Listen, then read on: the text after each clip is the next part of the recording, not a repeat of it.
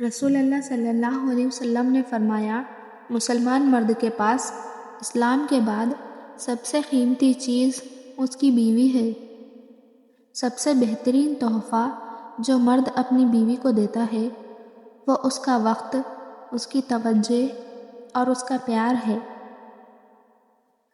شوہر اگر گھر سے دور ہو تو لوگوں سے بھرا ہوا گھر بھی عورت کو ویران اور خالی سا لگتا ہے۔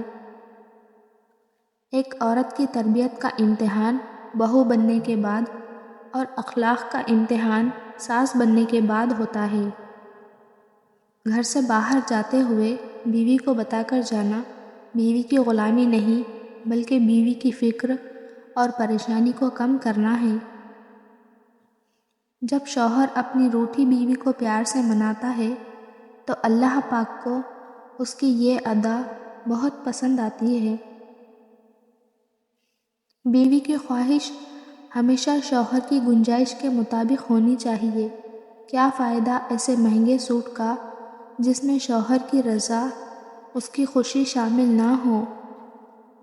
زندگی میں پیسہ ہی سب کچھ نہیں ہوتا، پیار اور احساس کرنے والا ساتھی ہو تو عورت غریبی میں بھی ملکہ جیسی زندگی گزار سکتی ہے۔